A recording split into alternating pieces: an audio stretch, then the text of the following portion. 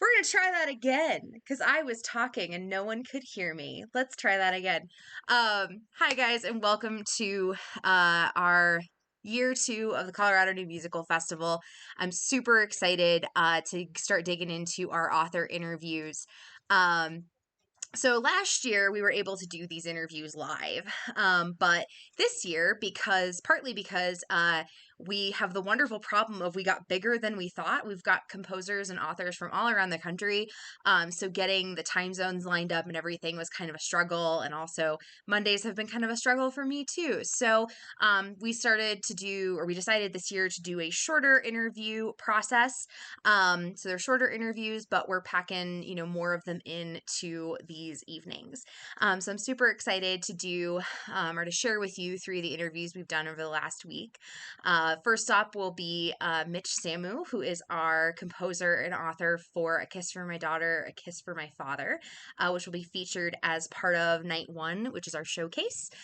We also will hear from Germaine and Tareq, who wrote the show Naked, which takes place. Oh, we're gonna get serenaded by my dogs. That's a thing that's gonna happen occasionally. So bear with me there. The dogs will make big appearances throughout the evening. Their names are Lucy and Tyrion. They're adorable. We love them, but they're also loud.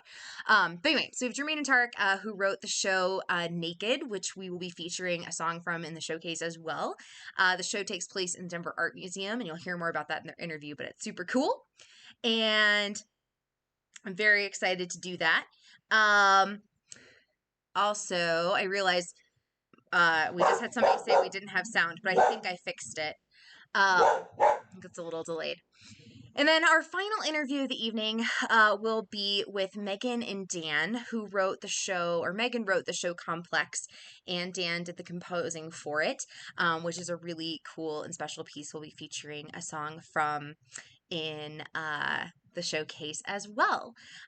So real quick, just a couple reminders that we definitely can't make any of this happen without support from folks. So feel free to jump down to our Patreon. It's brand new. We're very excited about it. You can get access to interviews early.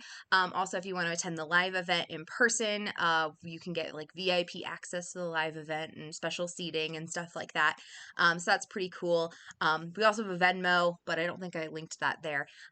So anyway, we always want to support our artists and keep making more art. So anyway, without further ado, let's go ahead and jump into our interview with Mitch.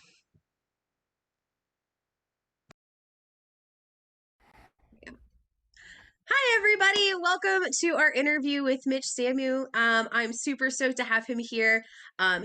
We have a piece. This is his second year with us.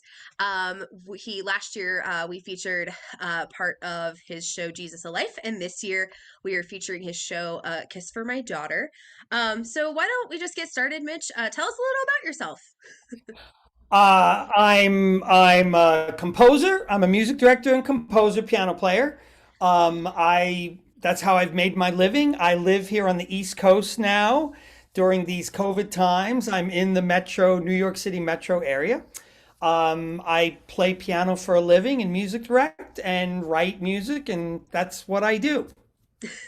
Was that short Marvelous. and concise? And I was gonna say, have you been doing anything fun in the last year with COVID and everything? Anything new and exciting? fun is an interesting word.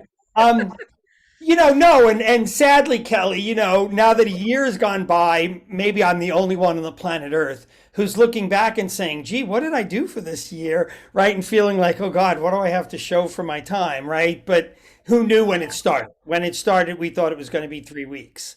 Yep. So, Kelly, I mean, I'm writing a lot. I'm not going to lie to you and say, oh, everything's roses and Oh no, unicorns for and, sure. sparkly fairy tales. It's hard to get up and stay motivated. It's hard to get up and say, okay, let me work in my studio. Let me clean something. Let me, you know what I mean? Let me go back and clean all the things I've written over the years. It's Oh hard for yeah. me. It's not hard for other people, but it's been hard for me to figure out how to do that exactly. And I'll admit, again, this is more therapy than an interview. I'll admit that there have been way too many times when it's been easier to sit and watch TV. It's been a little easier to do something like that than to get up and stay motivated to do stuff. Now, all that being said, I write. I write every week, but I want to tell you I write every day. That would be a total lie. I write 3 to 5 times a week, That's and it awesome. feels good. And some days you're creative, and some days you go in and you just. Henry Mancini said once, "You write for the trash can."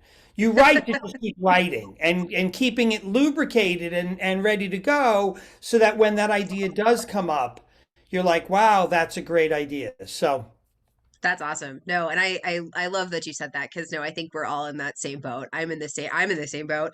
It's been a struggle this year, man. Like when somebody put it recently that like at the start of the pandemic we were all like fight the system, like we have to keep going, and it's like now we're all super fatigued and burnt out and like this just sucks and we want it to be normal again. And yeah, it's just like we're burnt out from fighting this system and fighting how hard it's been. So no, I feel you. I think we're all in that same boat. So good for you for writing that much. Oh, and I feel you on the cleaning thing, man. Whew. Sitting down just to go through and edit stuff on a computer, that's been my struggle too. I feel well, and that.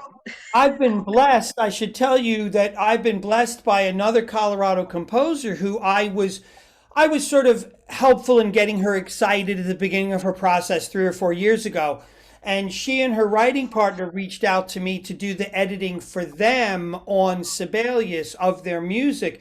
And that's been so fun for me to, because like you, I think she and her writing partner may have been like, oh man, I just, and it's really fun for me because I'm objective and every time I send them a new PDF, they're like, wow, it's cleaned up and it's and the nice part, Kelly, is that, and we knew this from the beginning when I rented the relationship with them, I'm not adding creative input and they're not asking for my creative input. They're asking for editorial input. And that's really great because I can say to them, hey, in measure 39, the rhythm of this doesn't look like it's quite what you meant. Like and they love it because they get a PDF and they're like, wow, it's getting cleaned up and they don't have to do the work. So, Yeah, that's awesome. No, that's fantastic. Yeah, it's so hard when you've spent so much time on something to then go back and like re-engage with your work. Like, yeah, the struggle is real. That's yes. awesome that she got to do that. Very cool. Well, tell us a little bit about your show that we're featuring in the festival this year. Right. A Kiss for My Daughter, A Kiss for My Father is the name of the piece. I started it, I'm embarrassed to say, I probably started it in 2005-ish, maybe a little later than that. And that was weird for me too, thinking about us having this interview today because I think some people think, oh, you just write it and magically it appears on Broadway, it appears and like I read that Come From Away took 12 years Yep. to get to the Come From Away we now know. Yep. Right. And as I admit to you, well, I think I started it in 2005. Wow. All of a sudden it's 2021. It's a lot of years. So this is a two-person piece. It is largely, it's largely, the characters are largely based on myself and my daughter, Willow, because I have a great relationship with Willow, and the father-daughter relationship I find is a very special relationship. That's not to say that the mother-son, the mother-daughter, I'm not putting them down. For me, that's a really special relationship. So I started writing a piece about Willow and I, at me as her father, and just what life was like. And I thought as I was writing it, well, what could I use to challenge the relationship, or maybe more specifically, challenge the love in the relationship? So I chose the vehicle of dementia, of Alzheimer's. And interestingly, we never mentioned the word Alzheimer's in the show. We never mentioned the word dementia. So some people have said, well, it's a musical about Alzheimer's. It's really not. It's not. And what I try to say all the time in press releases, it's really about love and about relationship is what it's about. The piece is 45 minutes in length with no intermission. The dream as a writer, and the dream that I hope you and your audience will take away from it, is that I wrote it in such a way that there's really not meant to be applause. It's not meant to be that. Like when a song's done, oh, it's not meant to that. The musician should just caramel those things, just smooth them into the flow of the next scene. My dream for the piece is that about halfway through the piece, I want audience members to look at each other and say, this is stupid. Like, this has nothing to do with anything. What is this even about? Why? This is dumb. Because what I want them to get is that it's just a relationship, it's just a father and daughter, and that nobody sees anything coming. And the challenge in the last kind of third of the piece is, again, I'm gonna quote it as Alzheimer's dementia, how that creates a strain on the relationship and what that does. I have not been touched by Alzheimer's in my personal bloodline family. Obviously, I know people who have had it. I think we all do. I think it's hard to live in our world and say you don't know someone that's gone through dementia. So, that part of it, I've had some people be critical and say, well, that's not what Alzheimer's is. That's not what dementia is. And I said, okay, first of all, it's not the same for anybody. Right. That would be like saying cancer is the same. No, it's not. Everybody has a different experience. So, and in no way did I ever say this is the definition of Alzheimer's and this is how, this was one snapshot of one relationship. And at the end of the piece, Kelly, what I hope and what I have seen is you see people starting to talk after it's over. Oh, I didn't know that your father, I didn't know your husband. Oh, wow, and all of a sudden Yeah. we start to see, wow, maybe we aren't that much different, really. Maybe we're a lot the same. Yeah, definitely. No, I can see that. I love pieces like that that start conversations. I know like personally my grandmother had dementia. And so watching like my mom go through it. So when we were reading through it, that last little chunk of it, I was like, whew, a little close to home for me. Because that was my mother and grandmother for sure. Yeah, So no, yeah. I totally get that. Totally get that. So that transitions a little bit into my next question, which is like, why is this story important? Like either to you or to kind of the broader, like, why does this story matter? Because that's, one of our big things is like untold stories or stories that aren't typically told. So like in your mind, if somebody asked you that, excuse me, what would you say as the importance of it, which you may have already answered, but For me, the importance of it is highlighting the father-daughter relationship.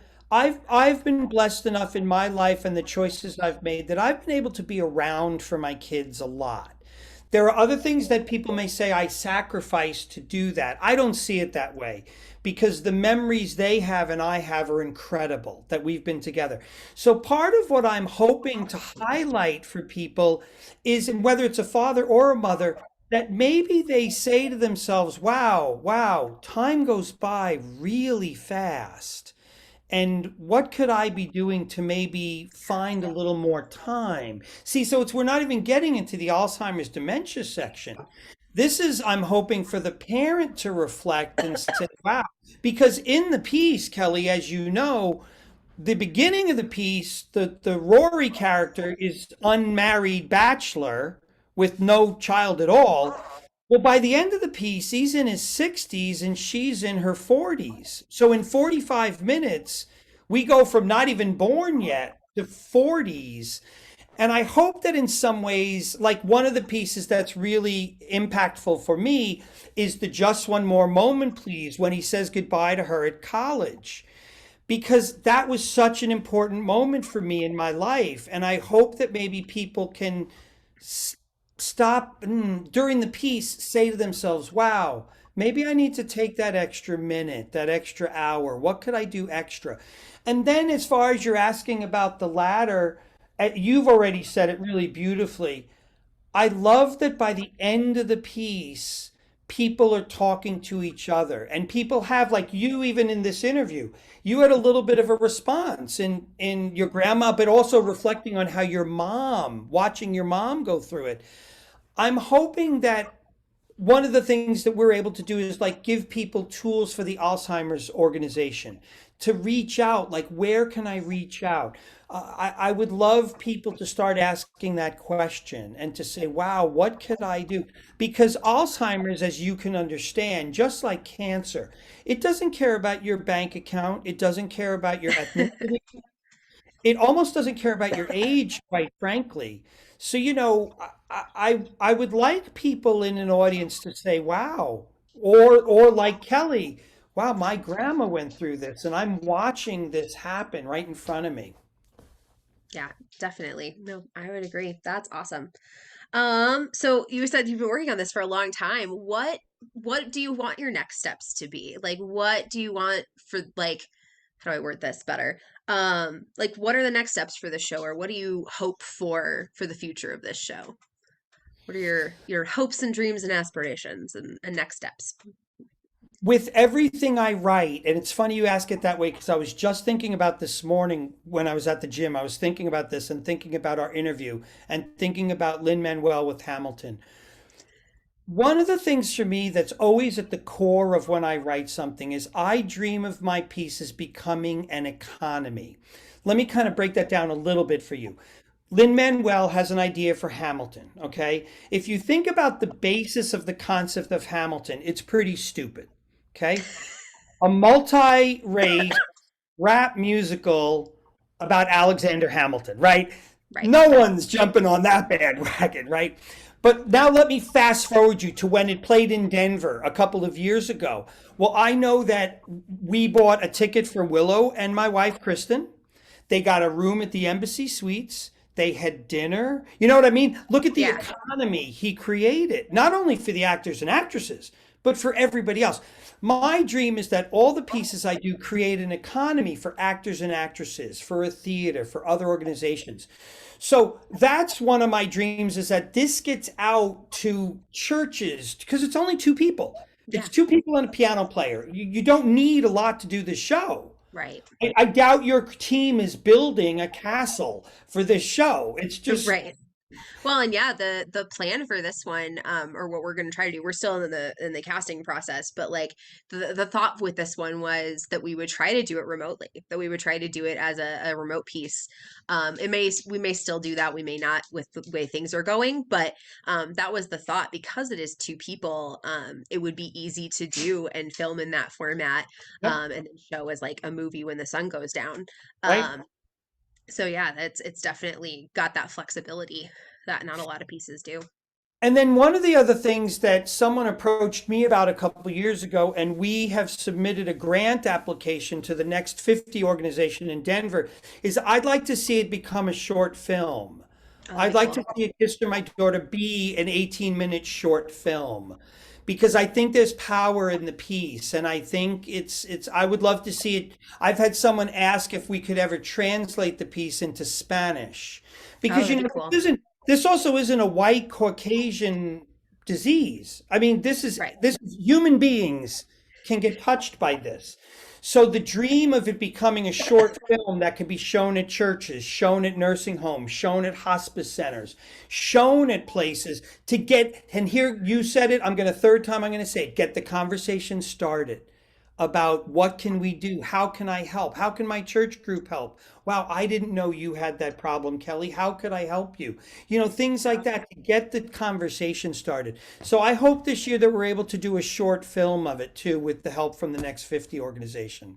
That'd be really cool. No, I definitely, yeah, especially during like this time of COVID, like we wound up adapting a local composer's musical into a film, a full-length film. And like it was hell. It was great. It was wonderful, especially because we did it with kids. But like it was really cool and interesting to see how you can take a stage production and change it, like the way that those two things can happen.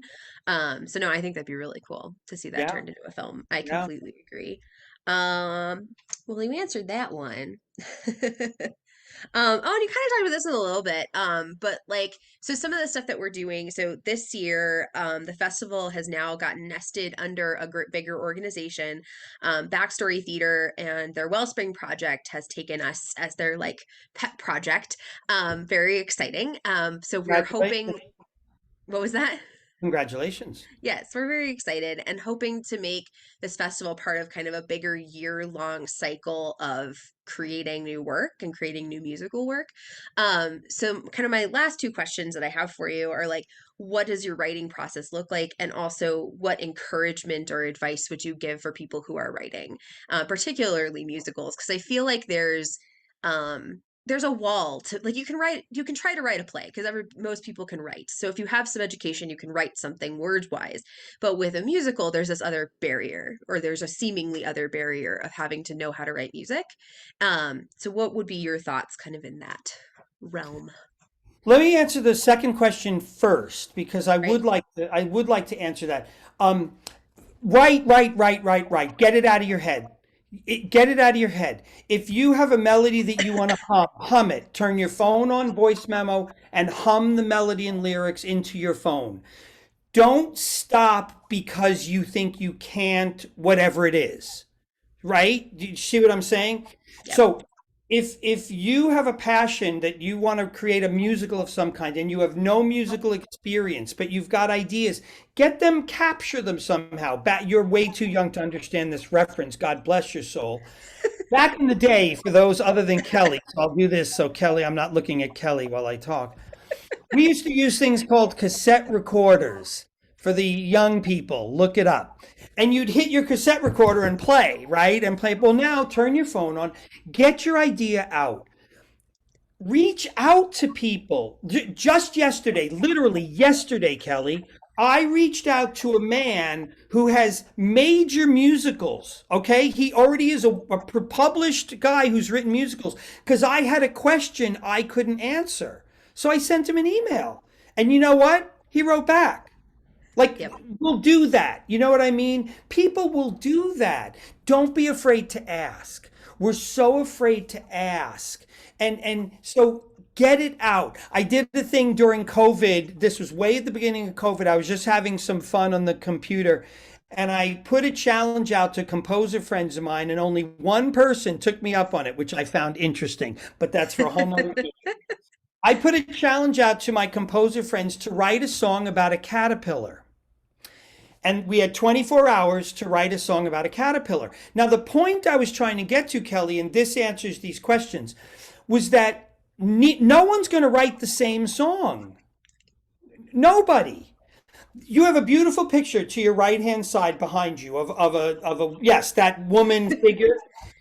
Yep. If we had 10 people copy that, it would not look like that, and you know it. It would be their interpretation of it. So it's so important that you write what you're going to write and I write what I'm going to write because they're not the same. Get it out. Reach out to a composer. Reach out. Hey, Kelly, I saw that interview with that Mitch guy. Could I have his email? I'd like to ask him if he'd be willing to help me with my musical. Ask the questions. I had a man that approached me about helping him with something, and Kelly, I was the wrong person for the Mm. project. What he needed was a guitar player. Like Ah, I was the wrong guy. This was the wrong way to do it. So I hooked him up with a buddy of mine, and they got together and they worked on the project. that's But see, awesome. all it took was one reach out to say, "Hey, Mitch," and it wasn't that I didn't want to work on the project. I was the wrong guy to work on that project. So ask, please ask, get it out and ask. You don't know how things are going to happen if you don't ask and you just get your thoughts out. So the writing process for me, Kelly, is I pick something that I find interesting and I start writing about it. I don't think about it very much. I do very little editing and do very little fixing and going backwards because there's always more to write. There's always more to write. The other day, I had a conversation with my friend Barry Brown about an interesting thing that I have about time passing. And one of the comments I made to Barry was, Barry, because he was visiting in Denver and he was visiting with his mom. His mom's in great health. She's all those things. I said to Barry, what if I told you, what if I had knowledge and I said to you, the next time you see your mom, you're only going to have 4 days and 18 hours left before she passes on to the next world. And that really stopped him. And he was like, whoa, Whoa. So that day, literally, when Barry and I hung up from our phone call, I started a song called 4 Hours and 18 Minutes. Now, I don't know where that's going to go. That may be the show I present next year and ask you to do. You may say to me, remember a year ago you said 4 hours and 18 minutes? We're going to do it this year. Right now, what is it, Kelly? I can honestly look you in the eye and I'll look in the camera for those who may be watching this. Right now, it's 4 lines of lyric and about 10 measures of music. That's Okay. what it is.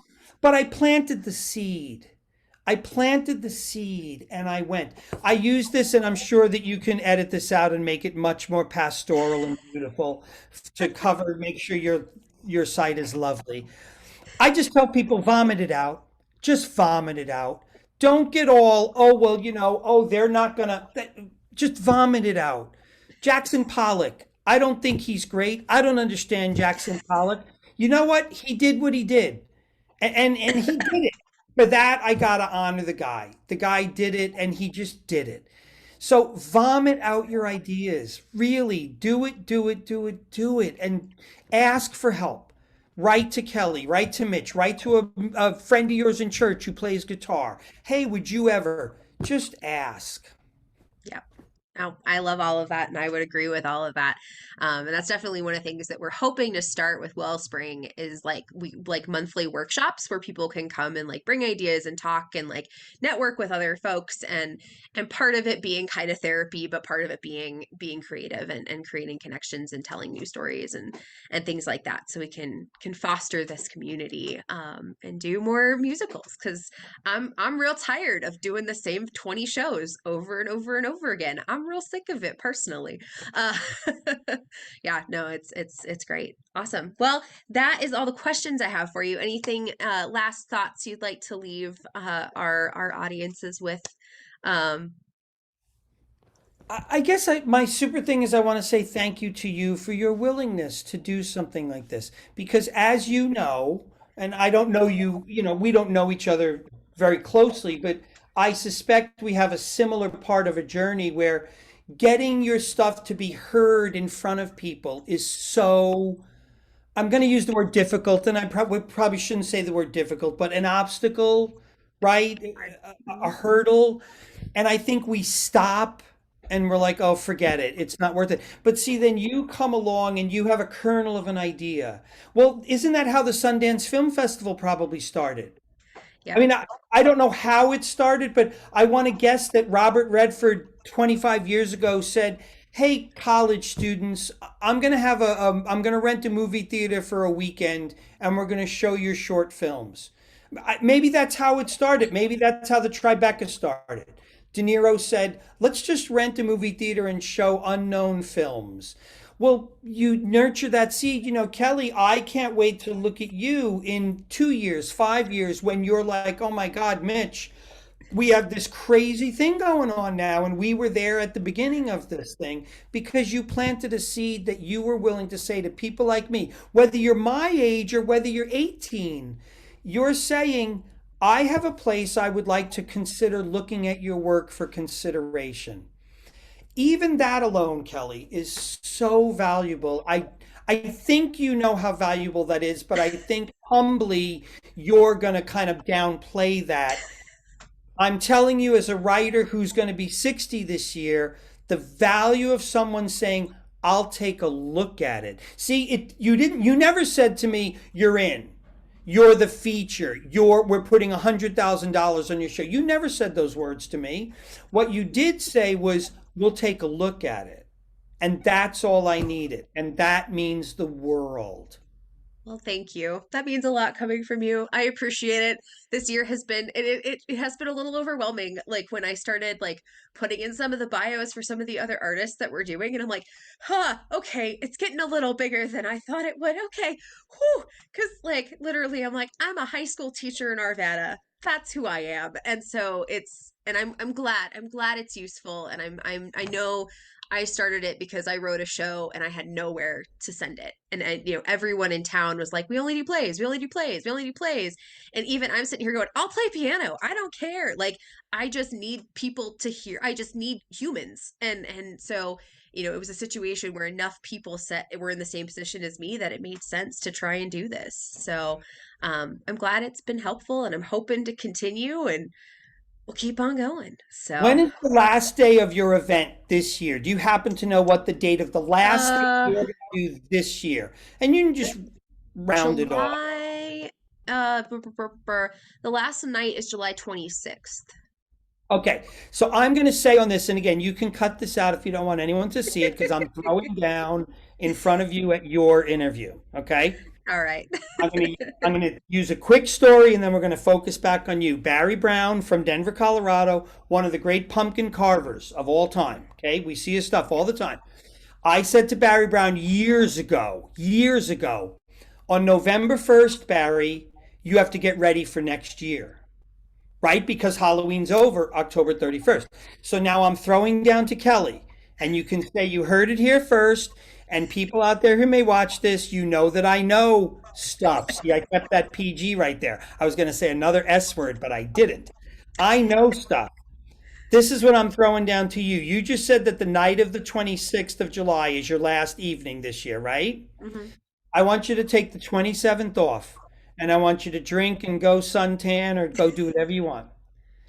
But then on the 28th, I want you to have a meeting with whoever your people are to say, okay, what do we do for next year? Because I'm telling you right now, and you can smile all you want, teacher from Arvada, in 5 years, Kelly, it's going to be hard for me to get a hold of you on the phone because you are going to have created something that you didn't know you were put down here to create.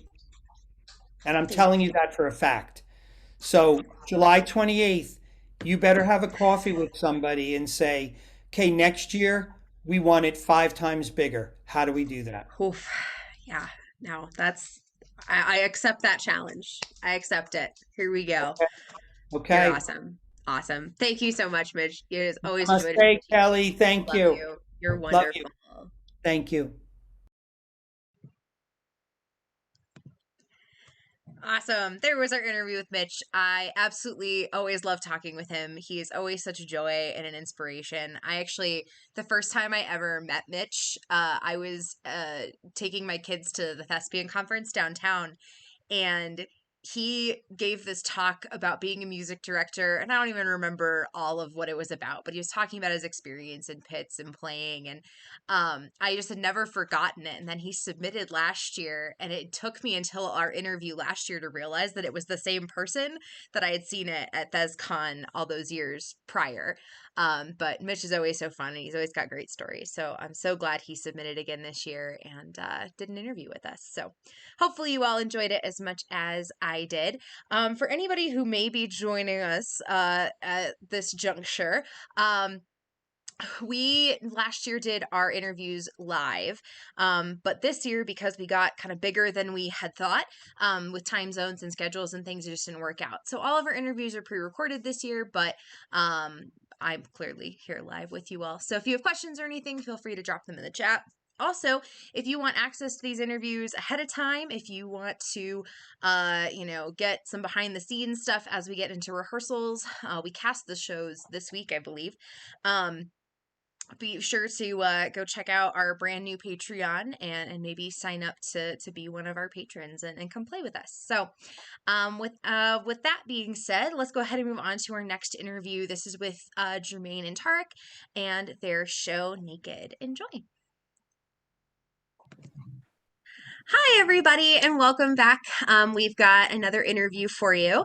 Today, I have Germaine Shames and Tareq Abuissa, the author and composer for Naked. I'm super excited to have them with us today. We're featuring a piece from their show in the showcase on July 12th. So let's go ahead and just get started. Why don't you guys tell us a little bit about yourselves? Whoever would like to start first. I'll defer to Tareq.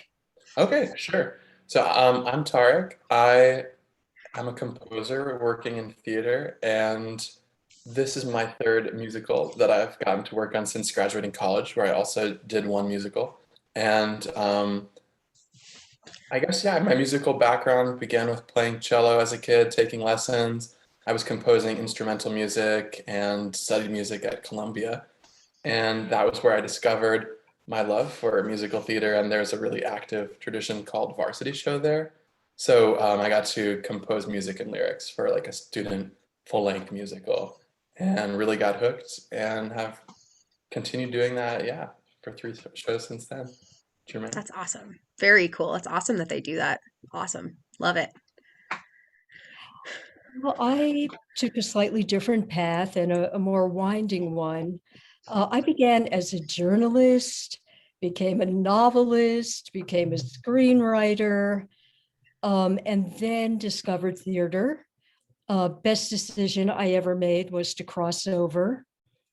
And I am still juggling a number of different things. I write straight plays, musicals, operas, do some choral works, do some pop music, anything with words. I love marrying story to music, particularly with a collaborator as gifted as Tareq. Thank That's you. awesome. Maybe add how we kind of got connected and how I became introduced to Germaine's complete script.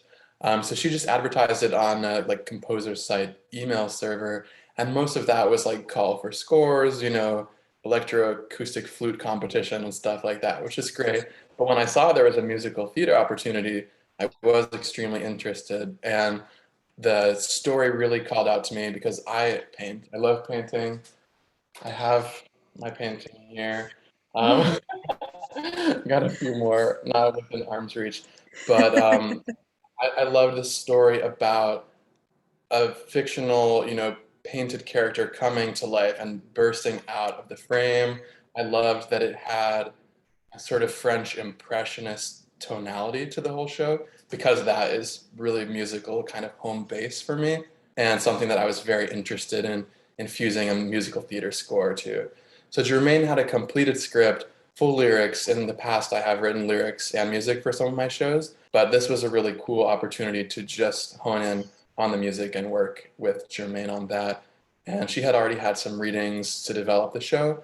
And since then, we've completed it, recorded demos, had some singers work on it, and had one public reading prior to this opportunity. Very cool. Yeah, Go ahead. and I'd like to add that Tareq was one of more than 50 applicants. So Tareq was a Wow. standout from the beginning. Um, he auditioned with one song and nailed it. So it was we got off to a very auspicious start, and he rose to the top very quickly. That's awesome. How cool. What a fun way. Yeah, I love that. One of the things that my interview or another interviewer said was, reach out to people. Like you'd be surprised if you've got a story, find somebody, like put it out into the universe because you never know who you may find, what wonderful collaborators you may find in the world. Like that's so cool. I absolutely love it. Well, tell us about your show. You kind of teased a little bit there, what it's about, but tell us about your show. Tell us what it's about. I would like to start with the Denver connection, Yeah. um, and the grain of truth in this, rather fanciful story. In 2007, the Denver Art Museum attempted to borrow the smaller of the two Déjeuner sur l'Aile from a museum in London, where I have been fortunate enough to see the painting multiple times. It's a beauty. Um, and they were denied. So this is kind of a what if musical. What if, the Courtauld had made the loan? And from there, what happened was I had a vision. And one morning, out of the blue, the naked model from the Déjeuner sur l'Aube came to me and saying, "Where is my shame? Where are my clothes? How much longer must I hold this pose?" Which became the beginning of our title song. And I'll hand this back to Tareq. Yeah, definitely. So this is Victorine, and she's in, real life Manet's friend and lesser known, painter in her own right. And this particular painting is really noteworthy for its depiction of a nude woman seated with men who are clothed, and she's directly confronting the viewer with her eyes. And another one of Germaine's lyrics that I love so much is like, you know, a million men have ogled her and found her gaze obscene. What more is there to say of Victorine? So never, the body, the tits, that's all well and good. But why is she looking at me? That's the part that has kind of confounded audiences. And I do feel that's like so at the heart of this show that Victorine has a lot to say. And at that time, as well as in the present day, female artists are so disadvantaged. The Gorilla Girl statistic about the vast majority of artists in the Met being male, and the vast majority, similarly, of the bodies being female. And yeah, the project really resonated with me, and it's a it's an important theme, and it's one that we tackle, with a lot of humor and some beautiful music, and it's a feminist show, and I'm proud to be, a male composer for this project and presenting something for everyone to ponder and take something away from. Yeah, and I Definitely. must admit, being very candid, I initially just pictured myself working with a female composer because I barely dared to dream of meeting a male composer who would care as much as Tareq does. It was funny, yeah. She's Germaine sent me some lyrics early on. She's like, I just want to make sure that this doesn't scare you off too much. And these lyrics, like, that's no problem. So definitely. No, definitely. The man feminist is a wonderful, wonderful thing. Definitely. I love it. I love it. That's wonderful. So yeah, I guess that brings us kind of my next question is talking about like why is your show important? Like what one of the things that we focus on in this festival is telling untold stories and telling things that you don't see very often or from voices that aren't heard from very often. Like my particular, you're talking about, the representation of women in the Met and I'm like, oh, the same thing is so true in theater that every show is written by a white guy and there just aren't there isn't enough representation of women and people of color in particularly musical theater, which is one of the reasons this festival was born. But yeah, so tell us a little bit about why you feel like this story is important. I think it's important because, the Guerrilla Girls came on the scene back in the 80s. They put the statistics out there, and today those statistics are barely changed. Tareq? Yeah, definitely. I think it's beyond those numbers. There is a personal aspect, and the show stars a female protagonist who is kind of a silenced voice herself, in that she, went to graduate school and studied painting, and she's sort of in this middle place where she says, I should be grateful. My husband is the successful curator. We've got this amazing Manet painting. I'm really immersed in the art world. This should be enough to make me happy, right? But of course, there's something missing, and that is just for her to paint. And it is hard, for anyone, especially a woman, to succeed as an artist. But she kind of shares how she watched her male classmates, get their break and their showing and stuff. Well, that kind of eluded her. And it's a story about her finding her way back to wonder and speaking to another female artist from, over 100 years prior. And it's just a really cool, kind of fantastical device for, I think, a very human story that anyone can relate to. Yeah, love the I way you put might that. also add, just to give theater people a pat on the back, I think we as an art form are doing a great deal better than the visual arts. We've made great strides. Is that your impression also, or am I just looking at the rose-colored glasses? I think I guess personally in my research, because I have a show that I wrote that's on this topic. And like for me, I think when it comes to the smaller shows, or especially when it comes to straight plays, we've done a much better job. But when it comes to commercial work, particularly like stuff that winds up on Broadway or the stuff that gets produced in high schools and things like that, we're running into a problem because I'm also a high school teacher. And so we run into a problem where, we've got shows that are written by white dudes about white dudes, and most of the people who perform in theater or audition for theater are women. And there are, of course, people of color audition who don't have roles for them, or they get tokenized, or things like that. And so I would say it's commercial theater that maybe is the bigger problem.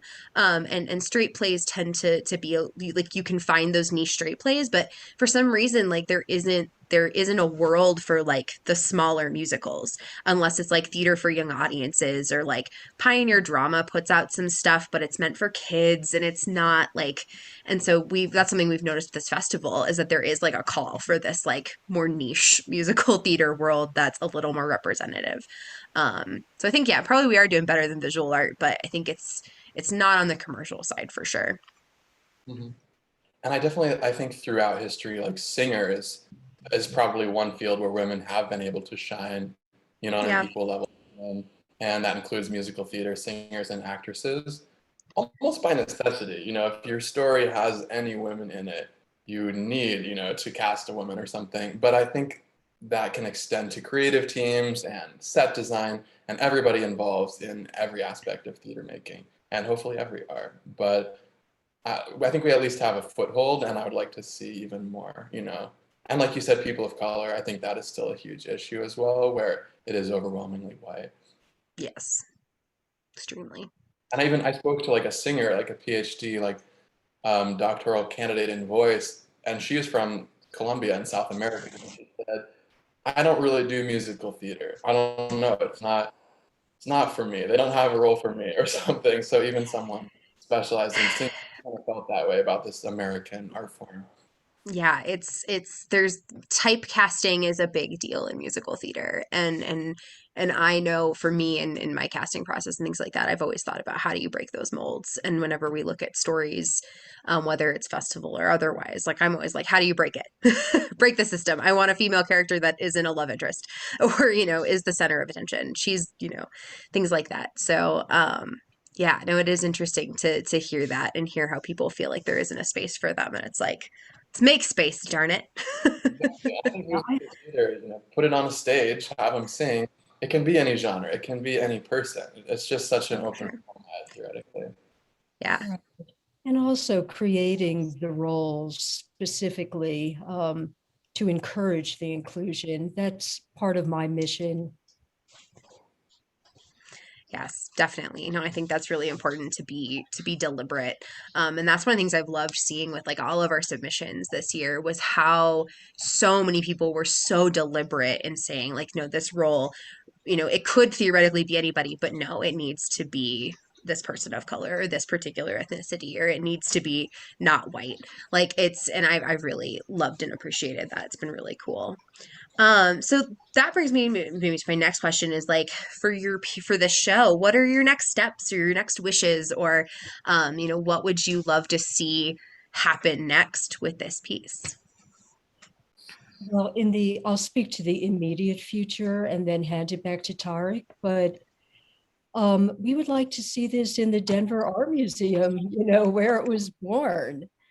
Um, and from there, we could see it in any art museum, in any theater that does musical theater, uh, perhaps slowly wending our way back toward New York, although that isn't at the top of my list.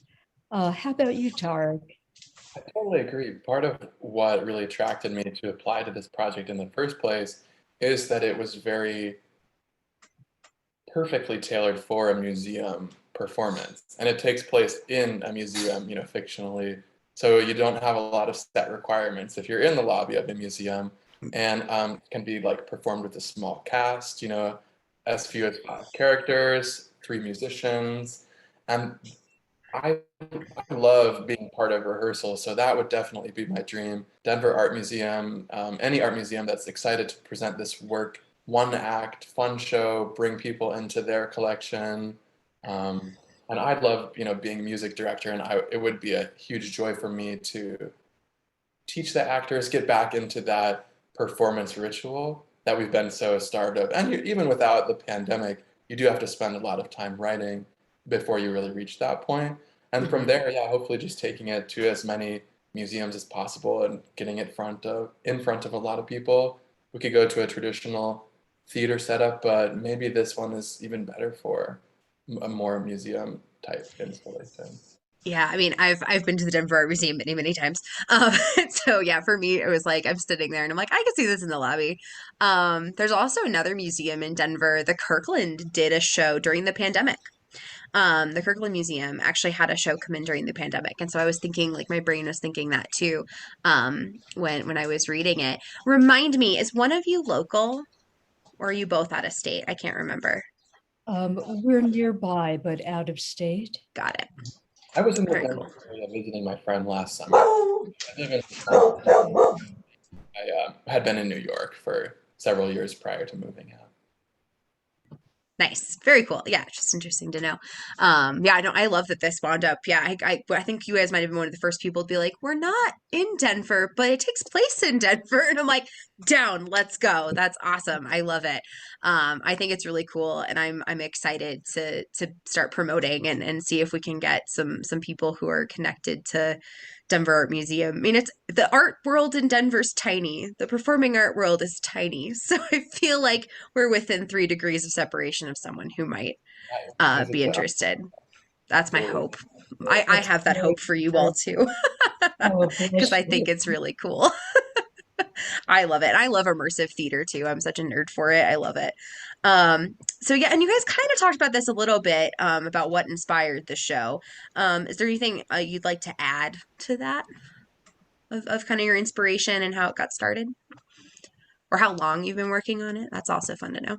I think a great, sometimes my impetus to jump into something is just a feeling of injustice and wanting to right one societal imbalance. So that was the spirit in which I broached it. How about you, Tareq? Yeah, I do feel like we've kind of touched on it to a large degree, but I do appreciate certain memories along the way of working with Germaine, and I was like, I think I want to leave this song aside and work on this song. And she would just email me back, yes, I think you should follow your impulses, and we're in the arts, but I still think Germaine is a creative person who understands creativity and has, a gust of inspiration and maybe writes a script in a day and then spends years revising it or something. And that is just the nature of our work. So yeah, we have, I think, been collaborating for over 3 years at this point. And just recording the demos, has been a while. Orchestrating it, having that public reading was a huge step for us because we rewrote 5 of the 15 songs based on audience feedback and hearing about the plot. I handed out little survey cards and had them Yeah. rank each song, or score it 1 to 7, and it was pretty clear which songs were the favorites and which ones were weaker. So I just love the creative process. I would spend 100 years on it, and Jermaine has been I think we've both been pretty faithful partners to each other and really finishing what we started and trying to get this show, Nice. to the front of people's eyes. Yeah, Yes. no, for sure. That's awesome. What else? And my next question actually talks about your process. Do you guys want to speak a little bit more about what that actually looked like for you? Because I think one of the biggest bars to people writing musicals is not understanding, I don't know how to do this. Like, and I don't think there's ever a right way, but I know I'm always really interested to know how people collaborate or how people write. In this case, I wrote a skeletal libretto book and lyrics. When I bring a composer in, I expect the lyrics and the book to evolve along with the score. And that was, I would say that happened a great deal with Naked. Tareq had great ideas.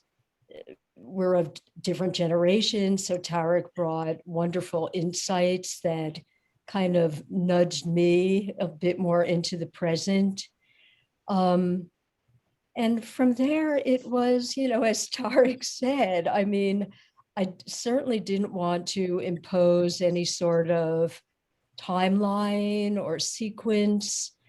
Uh, Tareq actually taught me to go for tone first. So he would sketch something, come back to me for feedback just on tone. Absolutely. So I would say that he, to a large extent, Tareq, I think you kind of led the process. Is that accurate? Yeah, I was so touched, Germaine, when you said at some point that the show was as much mine as it was yours, because I came into this project with a really strong concept and a finished script. But yes, I worked really damn hard and I wrote 15 songs. I wrote multiple drafts for several of them. I rewrote some of them. And I do want to create commercial theater. I want to write music that has as great of a popular appeal as possible. And the creative process for me, again, at my stage, here's the lyrics sitting in front of me. I printed it out. I'm sitting at my piano. And then I really just pull out my cell phone, I hit record, and I play through it. And maybe my first run actually takes 6 minutes and I'm stumbling through it. But then I'll do 10 more, and it gets down to 4 minutes or something. And I'm honing in. I like what I did there. I can listen back while sitting, or I can just keep playing. And it is kind of just this like repetitive process where it's easy to tell that it's like ready. And of course, having a collaborator as sensitive as Germaine, I'll just say, okay, I got it. Voice note 271, that's the one. I'm going to retitle that Madame Dufy's Lament. And then I email that to her and she loves it, or maybe she loves it, but it's too slow, or this section worked, this didn't. So at that point, I open it up for feedback and just repeat. I think writing is rewriting. And if someone wanted to compose musical theater, music or lyrics, I would definitely just say, get decent on piano and sing it, no matter what your voice is like, and go from there. Yeah, hopefully you have someone to work with. Yeah, what I particularly appreciated with Tareq was his willingness to send me those very early sketches. There was an openness that I really appreciated in this collaboration. Very Absolutely. cool. Awesome. Well, my last question for you guys, and you kind of already started to go there. You guys are like right on the right track. Is what encouragement would you give other writers or other composers, or thinking particularly somebody who has a story and is like, I want to tell this, but I maybe don't have the skills or know the people. What encouragement would you maybe give to somebody who's got a story to tell and doesn't know where to start? Germaine? You gave me the tough one, Tareq. Okay. I would say jump in. There's a great deal of learning that comes with doing. And I would say that it's worth it in the end. I've had the thrill of sitting in an audience, watching my musical being performed, and every difficult juncture was forgotten in that moment, and it was pure joy. Absolutely. I totally agree that it's worthwhile. And I remember writing my first song for a musical theater audition in college. And I actually thought to myself, this is so fun. I love this so much that I would write a musical, even if it wasn't going to be performed, even if they don't choose me for the school show. I find it very interesting to write from the perspective of different characters for me, bring this kind of classical and music theory background into writing something. And I would definitely say just stick with it for the long haul.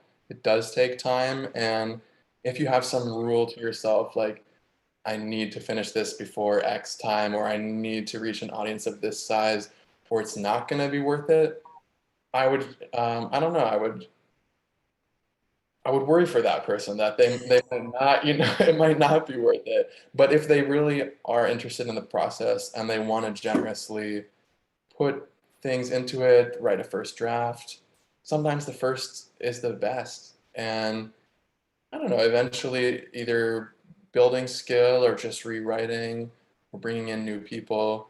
I totally agree with Germaine. Just learn by doing and go confidently in the direction of your dreams with a lot of patience, definitely. Definitely patience. Awesome. Well, it has been lovely to get to know you both. I'm very excited to work on the piece from your show. Super stoked to have you a part of this project. And I'm excited to see where your show goes after us, or where it goes next. So thank you both so much for being here. I appreciate it. Thank you, Kelly. It's Awesome. been a delight. I'm super excited about this, and it was a pleasure speaking to you, Kelly. Thanks for the questions. Of course.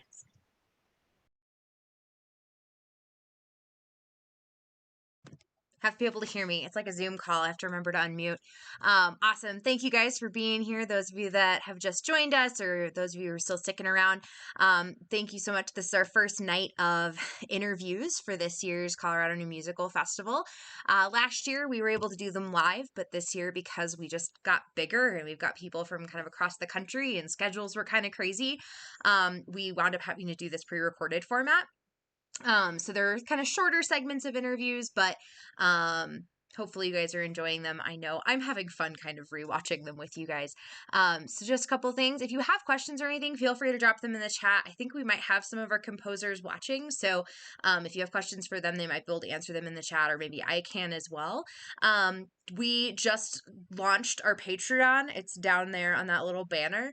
So if you want to support our work, get access to interviews early, or get kind of VIP special seating access for the live event this summer, you can come join us over there and subscribe over there for some fun kind of extra stuff that you won't get anywhere else. So we're super excited for that. We've got one more interview for you guys today.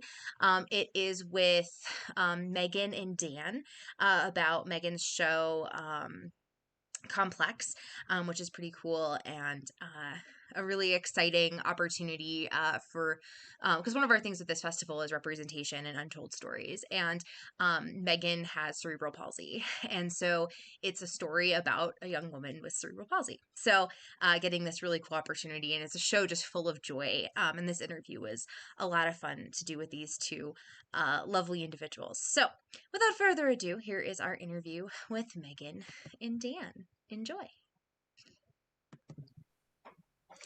Hi, everybody. Welcome back. We have another wonderful interview today. I am blessed to have Megan Allen and Daniel. I should have asked how to pronounce your last name before we got started, but I'm going to try Formidoni. Did I get it right? Perfect. Beautiful. Perfect. Stoked to have you both with us. Thank you so much. This is our writer and composer for the show Complex. Super stoked to have you guys here with us. Why don't you guys go ahead and start by telling us a little bit about yourselves? Hi, I'm Megan. I am the writer and I like this show. I have been in theater for about 11 years now. And I have directed statements like been a part of Mitch, been a the manager, like in community theaters and in college, and I have hey, Megan. I'm sorry, but You're fine. I have cerebral palsy. Is a disability of the body. So yeah. Awesome. That's so cool. Thank you so much for sharing all that. That's great. Yeah, so I actually met Megan through Facebook because I was interested in writing music. And she was a playwright. I posted in this group. I said if anybody is interested in collaborating or would like music for work, lyrics, musicals, or text that you would like to set to music, please let me know, and I'd love to write music. And so she reached out to me and sent me the script, and I thought it would be great to have some music. So we kind of discussed what that would look like. and what the style of music, the orchestration would be. And then we just kind of went scene by scene.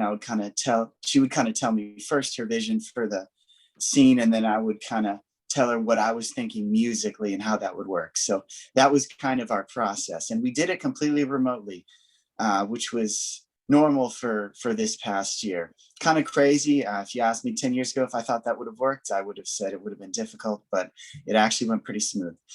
I'm originally from New England, went to school for classical piano, and then got into composition while I was in college.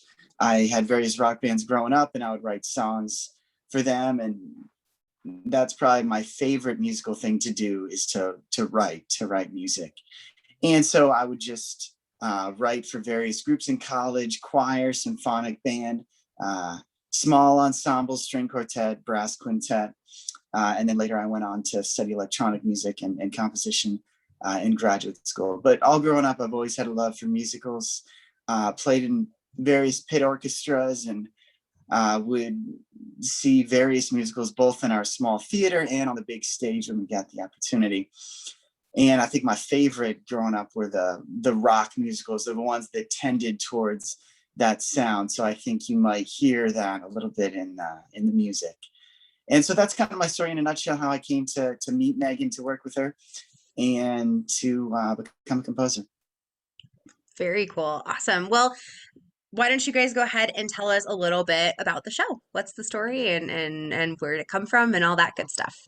Well, I just got great, and it's about this young woman named Liana who has cerebral palsy, and she has just moved to LA to become an actress, and she auditioned for a movie named Complex, and it's about the struggles and get up of the protest, and how it is to be like have a disability and go through that on top of everything else. So yeah, and I hope to play it on a visiting play before it was a musical. So in quarantine last year, I decided, I'm bored, so why not, complete the musical. So I contacted Daniel, and he just reached out the other, and like, I think he understands the the script well, and it's from there. Awesome. Daniel, is there anything you'd like to add? Yeah, so essentially, like Megan said, the main character, Liana, has cerebral palsy and is pursuing a career in the acting world, move into Hollywood. So it's all the hurdles that she faces, including the character Ian, who's somewhat of the antagonist and has the mentality that she doesn't really belong there, and so forth. And so with that vibe, I thought kind of a pop rock infused, maybe somewhat jazzy and a little bit of traditional musical genres fusing would work perfectly, given the setting, it's present day, and given the plot. I thought it would work well. So that's it. Awesome.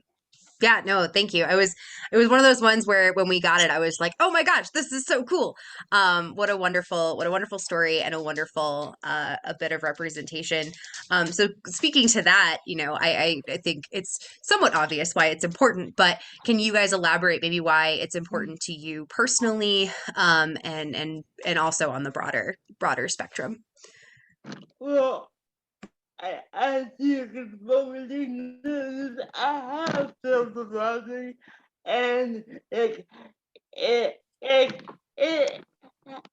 has some based on my life, like a little bit, because in the digital community, you don't see a able person wanting to become the actor which I would like to one day, but as I have done everything else in like the theater community, so I would like to see myself or somebody else like um Ellie Stoker, like like um like her to become to be on the stage, and like as for the broad the aspect, I think there should be more actors in the music community and like on film and TV, like have disabilities and not just actors that portray disabilities. That is fine, but I think the actors should have the disabilities that they are, you know, portraying to them. And I hope that this musical will do that Yes, that yes, it is hard, but it has humor in it, and that is what I always say. Like, disabilities are not like all sad and um, serious and depressed, and like I like to provide humor in my plays and musicals because I think people need to see that in like in the world. Yeah. Definitely. No, I love that last chunk. Yeah. No, your show is such a it's just a joy. Like it's just full of Yeah. joy. And like I can't say it other than that. Like reading it and skimming through it. Like it's just a lot of joy around it. And I think that's Yeah. really cool. Yeah. Because you're right. Like, Yeah. it's a lot of stories about, marginalized folks tend to be very sad. And it's like, no, it Yeah. doesn't have to be sad. It can be Yeah. fun. Like I don't like. I'm like, yeah. totally, totally. Daniel? Yeah, absolutely. And to echo what Megan said, essentially about breaking stereotypes that society has. I think it's a very important message, especially in this day and age. And so I think, to me, reading the story and getting to know Megan was in itself very inspiring. And then the message of the musical portrays that. And so I hope that, the music helps to enlighten the message. So I think it's just a very important message that it needs to be heard. And that's why it's important to me, and why I enjoyed working with Megan and enjoyed writing this music. Very cool. Definitely. So one of the things that, or what did I talk? Where? Oh, did I lose? Oh, no, I did not lose my spot. So what would be like your next steps or like your wishes for the future for this show? Where would you like to see it? What do you hope is kind of the next step? Because we're featuring a song from it for the showcase. And that's going to be in July or the first Monday, July the 12th. We're featuring a song from the piece. So what are your hopes, kind of next steps moving forward, things like that? Well, I would like on this musical to like have a workshop, like um in like in person or like even in New York. Like that is my dream for this because like even like maybe even like a whole protection because like I said before like the, the musicals I have seen that are Broadway and Broadway like they touch on disability but it's not the center of the show. So I like it like worked up at first and then like go on to have a full production. Like it's like Chicago or New York or like some place like that, you know. Yeah, my dream. Definitely. Anything you'd like to add? Yeah, I agree. Just maybe start with workshops, start ground level, maybe a couple numbers are performed individually, and maybe it then goes to a community theater stage and then maybe it grows from there. Or Yeah. given production, maybe it goes in a different direction, but either way it's heard and it connects people and so forth. So Yeah, that's no, it. I'm really hoping one of the folks we work with, she's kind of loosely connected to our organization. She works with a group here in town called Family Theater that does at least one production. I think they do multiple productions a year with casts of disabilities. And normally they did Chicago, I think before the pandemic and stuff like that.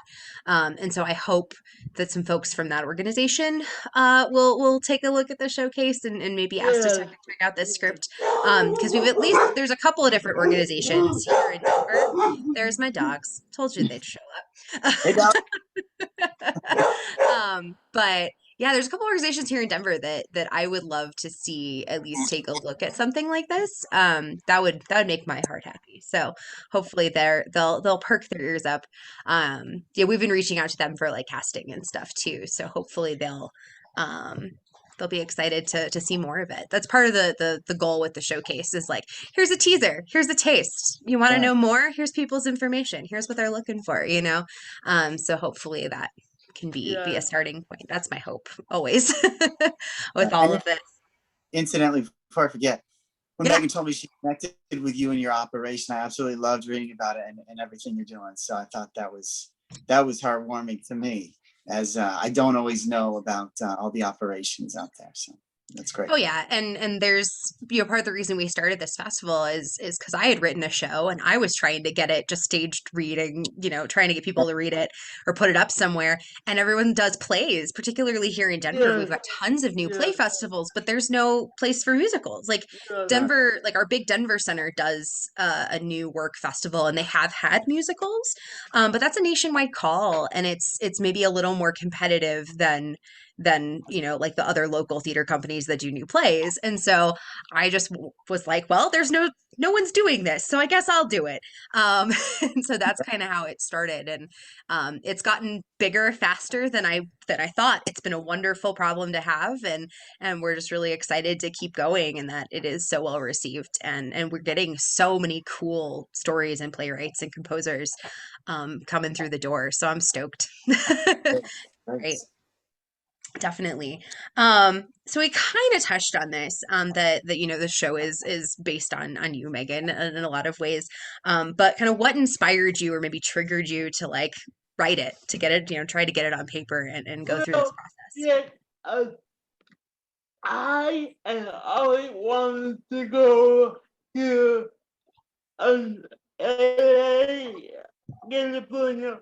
So I thought that I originally was gonna have the honor go to New York, which is I would like to do one day, but I want everybody get there and go to New York, and I don't want to be like everybody else.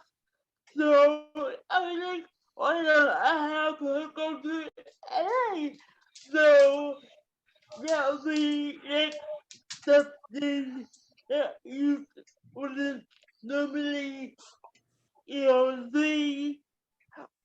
Um, and like I also wanted to have like a version of the feature because they only have the negatives and negatives, but I also wanted like a character features like that is it helps the main character go through it all because like uh one person can't do it alone, they need help. So that is why I argue because in my life, like I need help with everything every day.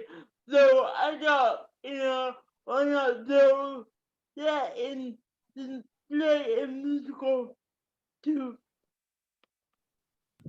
Yeah, definitely. No, and I love that aspect of it. It's like, it I need help. That's part of my life. Why would I not show that on stage? Like, I think that's really cool. And I do love the aspect of your show that is very like it's relatable to everybody. This like desire to like get Yeah, an opportunity to do something and like live a yeah. dream. Like that's very relatable to anybody. And I think that's really cool. Anything you want to add to that, Daniel?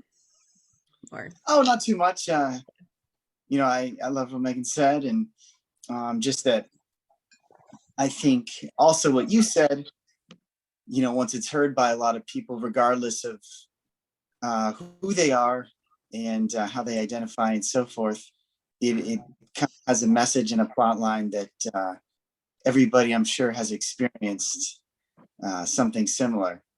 So I think that could contribute to success, hopefully.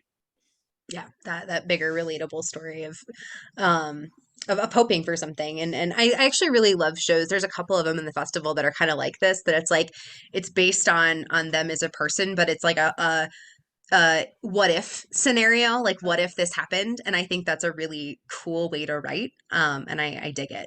There's a couple shows like that in the festival. um so what did this process look like? You guys kind of talked about it a little bit with like it being remote and things like that, but what did the writing process look like? What did the composition process look like? How'd that go? Well, because I had already written this as a play, and I was on the edge listening to it, but I didn't know what at the time until Daniel posted on Facebook that he was looking for like playing text that you could use music. And I like, oh, okay. I think this would be a fun thing to do.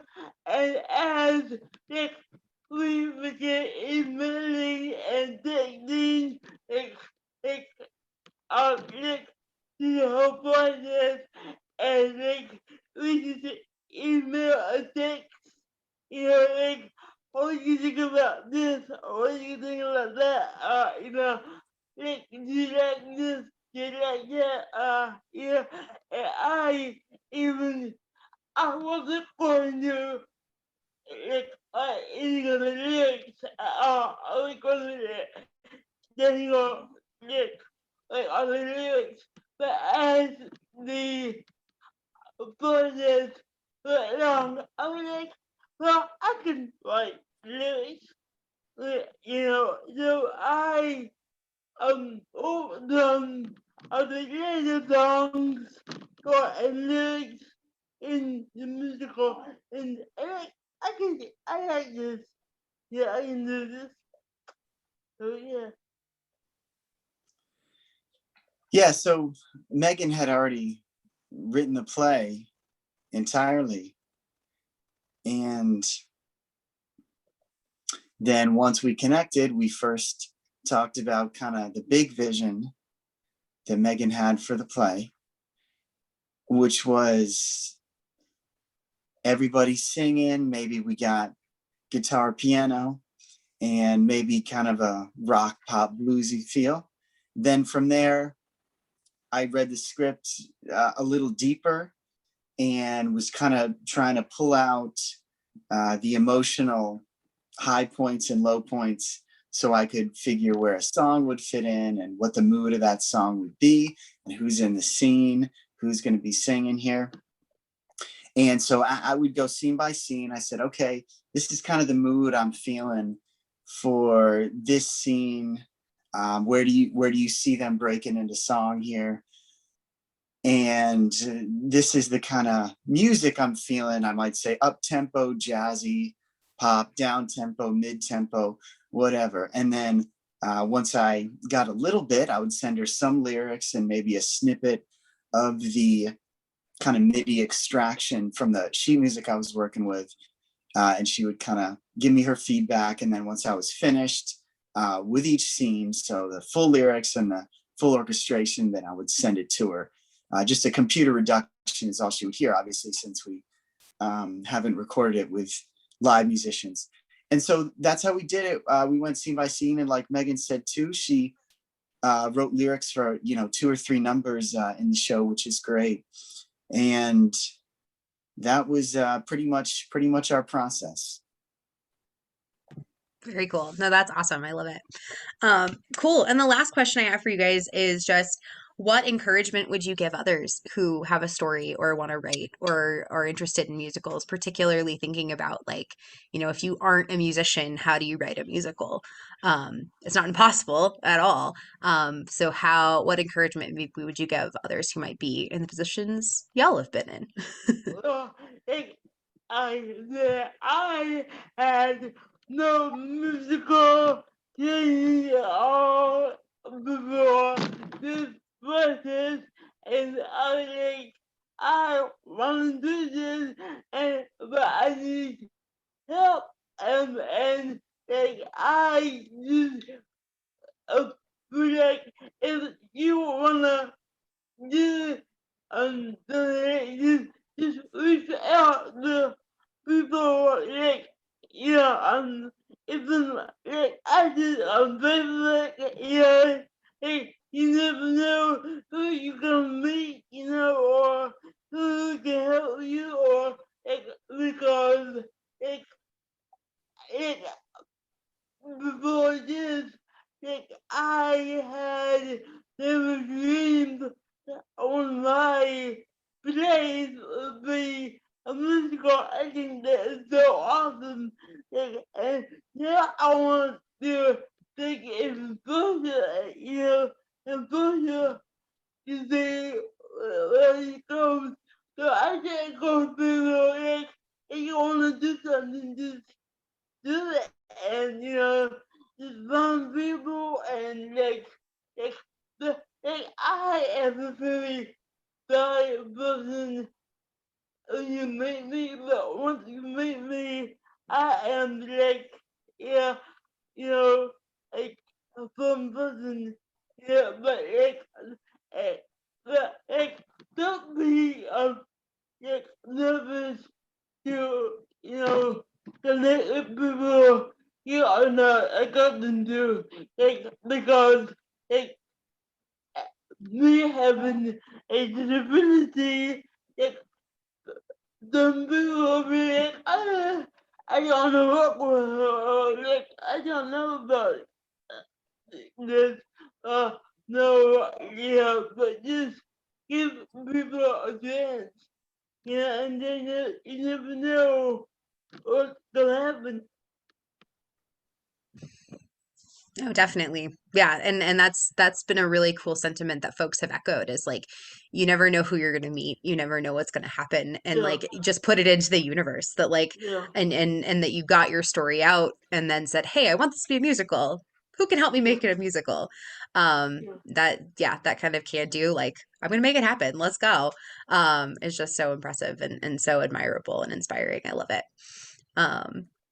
Yeah, Daniel, anything you'd like to add? Yeah, I would just say 3 things, probably similar to the things that Megan said. Number 1, just get started.